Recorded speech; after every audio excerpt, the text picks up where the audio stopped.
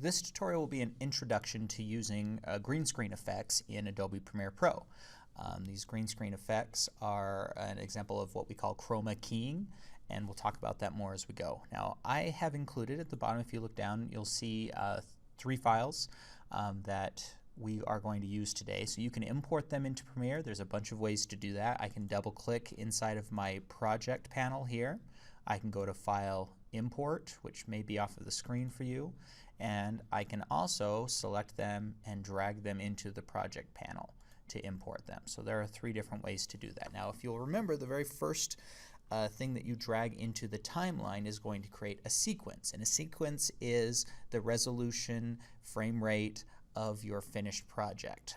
In this case, I want it to be based off of the footage that I shot. I'm not sure these clouds I found online. I'm not sure if they are the same resolution, so I want to make sure to drag one of those in. If I double click on any of these, I'll double click on Green Screen Movie first so you can see it, and I'll turn it way down. This is, we went outside of the classroom. Okay, and action. Dude, I can fly. Okay, I'll watch. Okay, great. So we shot this green screen really expertly done. We used a green screen that was specifically made for that, but you can use basically anything that's a solid blue or green color. You can use a sheet or butcher paper. This process works mostly if we do the color. Now, normally you'd want to light the screen separately and do some things to make sure that it's going to be easier for you to green screen. In this case, we just did it outside, and I wanted to green screen in the location that we were going to put in our composited video as well, because then our lighting is all the same and it's going to look a lot better. So the one half of the conversation is all done in this green screen, and then we have our other side. I call it a plate. A plate is your background of a composited scene, video, or a still image. Okay, I think that'll work. Other part of the conversation in this one. Action. I don't believe you. Okay, Put those together to make it look like the student on the left is flying, is taking off in the air, and we'll do that with green screen effects. So let's begin by creating our green screen. I'll drag green screen .movie into the timeline, and now that's created our sequence. And our effects, you may, depending on the size of your screen, see them as a tab here. You may have to click on this arrow. If you ever need to find any panels that you can't see, you can always come up here to Window and find it here. And I am looking for the Effects panel. And keying is under a Video Effects. I can twirly that down. I'll look for keying. And there are a lot of different chroma keys that you can use. The one I think is the easiest to use to get a really high quality composite is the Ultra key, and I can use that by picking it up and dragging it onto the clip. Now, once it's on that clip, you'll see that nothing has really changed yet. All clips come with some default effects that I'll show you and that we'll mess with, and also any effect that I add to them. And we can see the effects that are on a clip.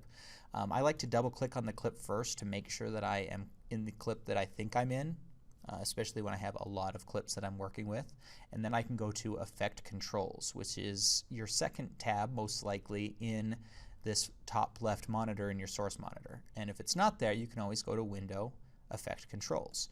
And you can see there are some effects in here just from any clip that you bring in Premiere has them. Those are motion, opacity, time remapping, but you should also see Ultra key.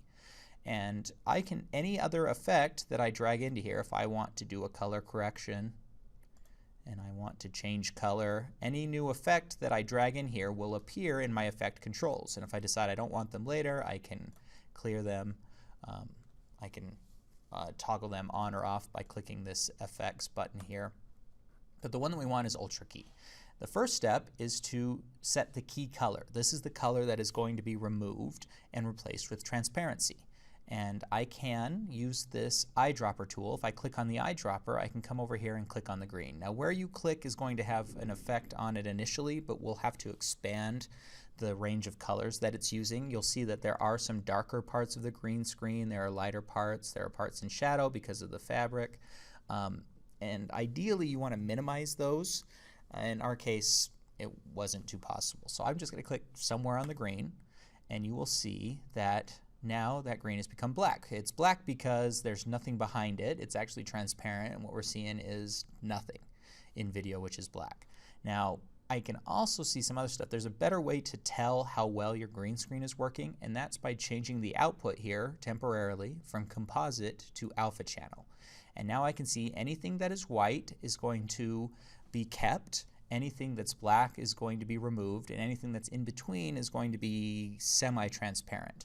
You'll also notice that this entire range out here is still white. Our green screen wasn't as big as our frame is, and that's not a problem. We can fix that later using an opacity mask. We just need to make sure that our subject is always completely surrounded by the green. And because I wanted to include the subject's feet, that meant that he had to stand on the screen so that there was green underneath his feet as well. Now that I have this on alpha channel, I can do some fixing up of this to make it a much more solid change between transparency and what's visible.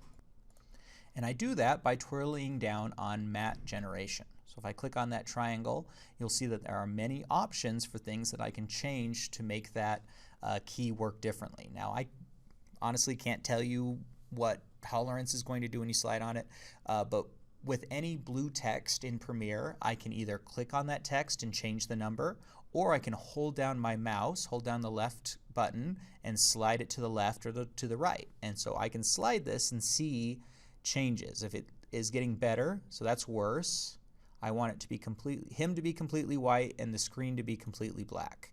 And so I'm just going to drag these to the right and to the left until I get something like that. Now I want to avoid, in this case, that made the screen darker, but I have a lot of gray in his legs. That's going to make those parts of his legs appear at least semi-invisible. So maybe shadow isn't the best way to do it. Tolerance isn't having much of an effect, but pedestal is. Let's see if I can remove some of that white, or some of the black from his outline. So I'm trying to get it. It's a little more difficult on this one because of the quality of the screen. If I had hung it off of something and used lights on it, it'd probably be a little easier. But I'm just trying for something that will work pretty well. I think that's pretty good. I have a nice solid sharp edge of contrast between the white and the dark areas. And now I can come back to composite. Now how do I get rid of all of this outside stuff? What I want to do is I'll close the Ultra key because I'm done with that. I've done all the green screening stuff. That's taking care of everything around him. Otherwise, we would have to basically trace around him by hand. Not a lot of fun. It is possible you can use some techniques in After Effects to do that. But now I will open opacity. And these symbols represent masks. Masks in Premiere basically are shapes that anything inside of them will be visible and anything outside of them will be transparent. And if I click on the square opacity map, I can then adjust this and basically use this box to completely surround him.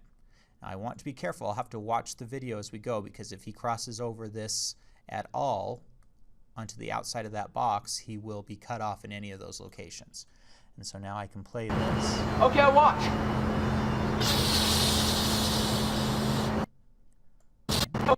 And if I need extra points, right now it's just a 4-point mask. I can click anywhere on the line of the mask and add additional points that I can mess with. And I don't have to get too close to him. That's what the green screen was for.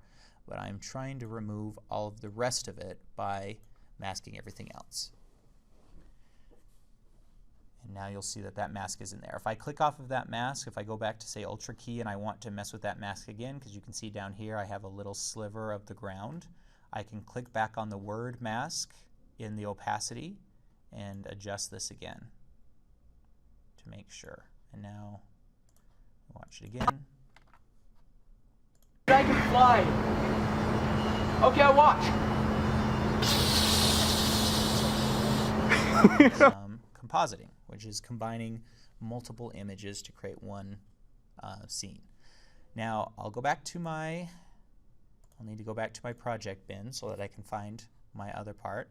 Now this works just like in other programs where you composite.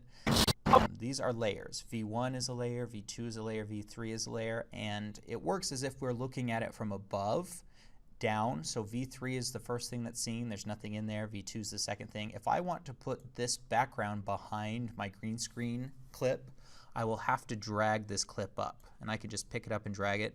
Now the audio too, I'll probably drag audio down. I'm not sure how well the audio is going to match up because we shot this really quickly.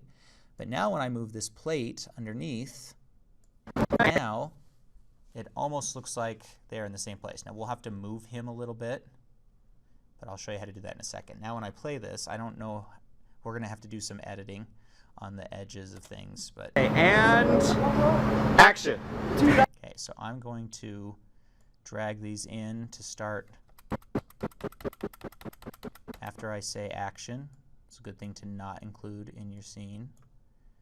And I'm going to ripple delete. I can right click in any empty area and it will drag all clips after it back to fill that empty area. That's what a ripple is. So now let's see.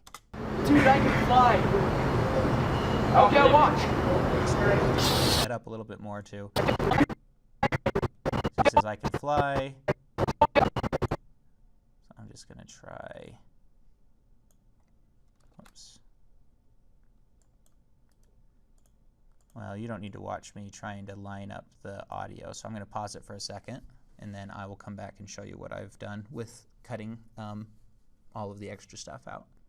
All right, I'm back. I've lined it up a little bit more. Now, he's still not in. He's a little higher up than I need him to be on the ground, but if as you can see in yours, probably, it's looking pretty much like we shot both of them together, even though we know that this is actually a composited scene. The green screen worked out pretty well in this case. So now when I play this, you can see. Dude, I can fly. I don't believe you. Okay, watch. I think that. And then we can probably get rid of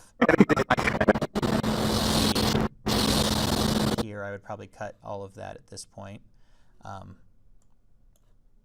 I can drag those back or use the razor blade to do either of those, but that's pretty good. And then now I can work on my green screen. I can move him, and I can actually animate moving him using the motion effects in our effect controls. The first step I want to do, because I don't want to accidentally move my base, my background, my plate layer, I will click the lock on V1, and you'll see those diagonal lines representing that it is now locked.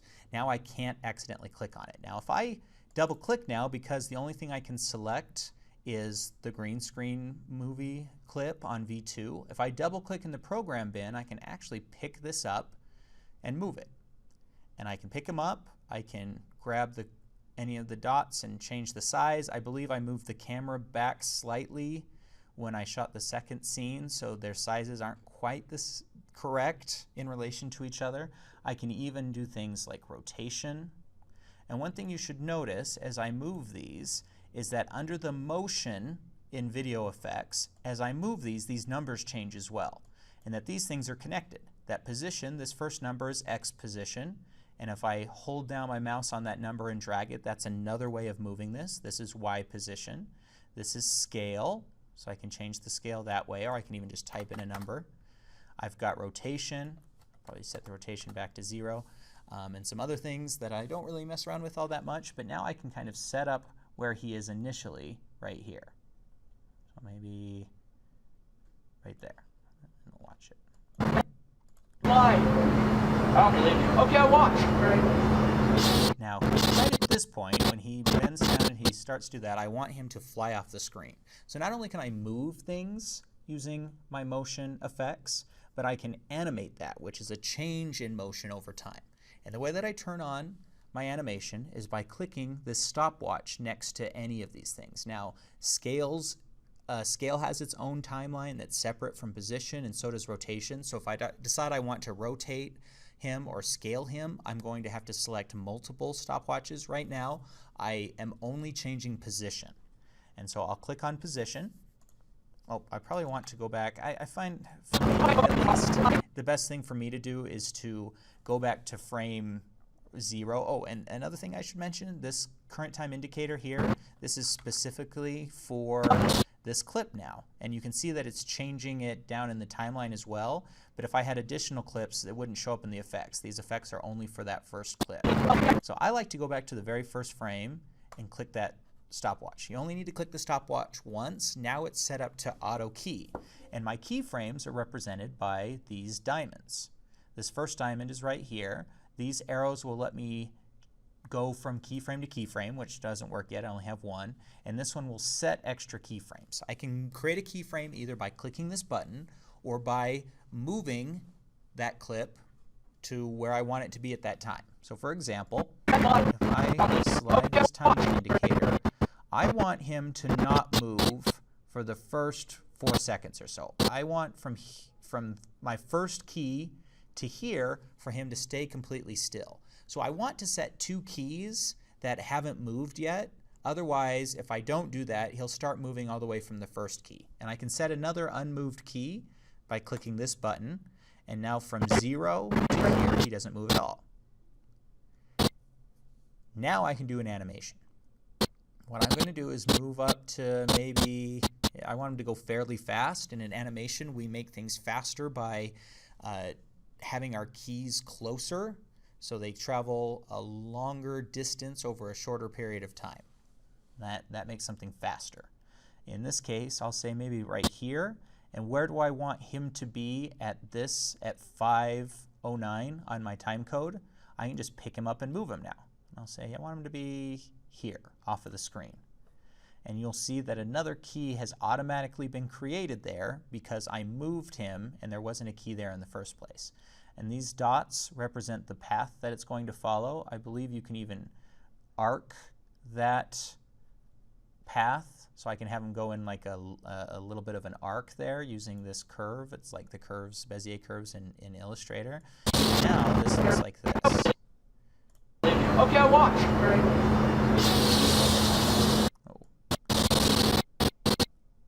Goes maybe a little too fast. I can always drag. I can click on any of these keyframes and drag them out. If the frames are further apart, he'll move slower. So maybe I'll adjust that curve a little bit there. So now, so let's watch this masterpiece of special effects. Dude, I can fly. I don't believe you. Okay, I watch. And that is an amazing award-winning special effect. Something that you probably couldn't have done without the green screen. And hopefully, at the very least, you can see some of the possibilities that you can do with this green screen. You can basically composite a bunch of things. If you want to show somebody driving, it's not very safe for you to be outside of the car and driving, so you put a green screen behind the window and you composite in some moving video, and it looks like you're driving. Or just so many different ways of doing that. And you can see on YouTube all of these, like Rocket Jump and all of these studios that with basically this technology have been able to create amazing special effects that in a lot of cases look like giant $200 million blockbuster effects. Now I want to just add one more thing here. I want to include a scene here at the end. I'm going to throw in these clouds. Oh, I've got to unlock V1 so I can, oops. I want to unlock V1 so I can put these clouds in. And I want to show them flying across the screen as the next scene. So I want it to cut.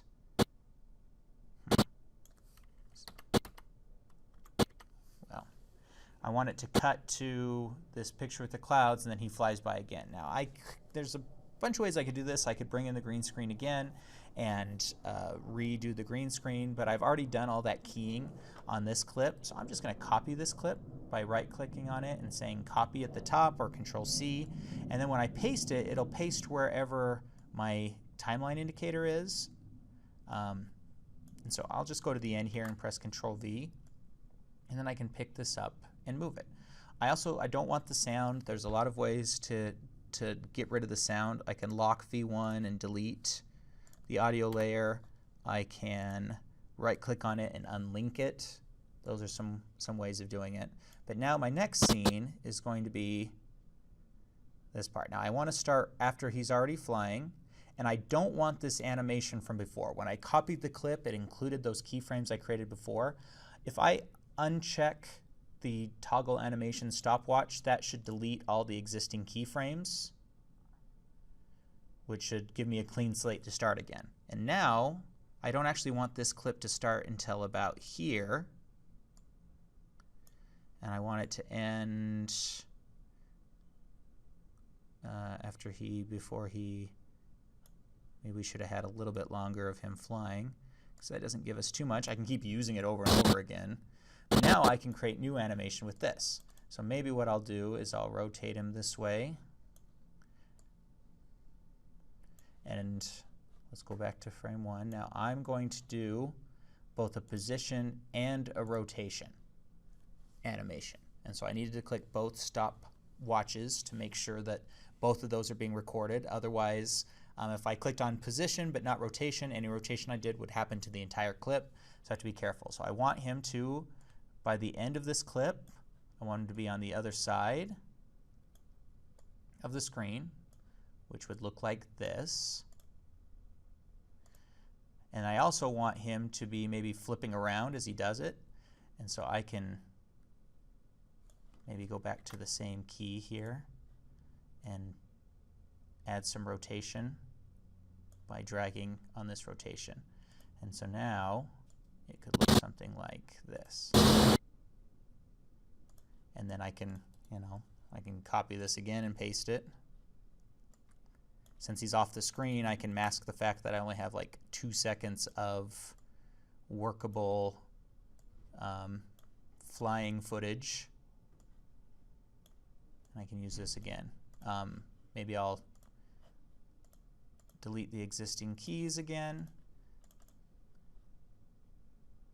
and have him flying the other way now on his way back. So I'm going to set a scale one too, so he goes into the distance, and a rotation. And then at the end of this clip, I want him to be maybe look like he's flying away by decreasing the scale. And I'm going to flip him around again. Maybe move him off the screen. So now, all in all, I'll use the razor to cut the rest of the clouds. I don't need 20 seconds of clouds after it. Here is my finished Dude, I can fly. I don't believe you. Okay, I'll watch. All right.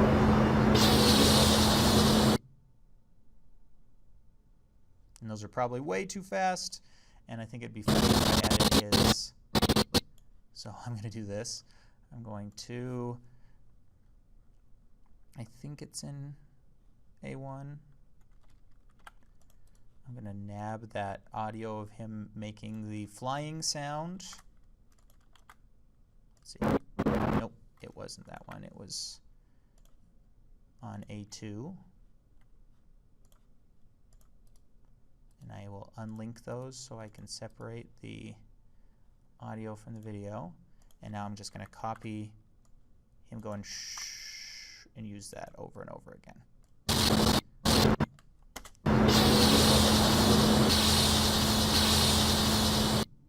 And there you go. Amazing movie quality green screen animation.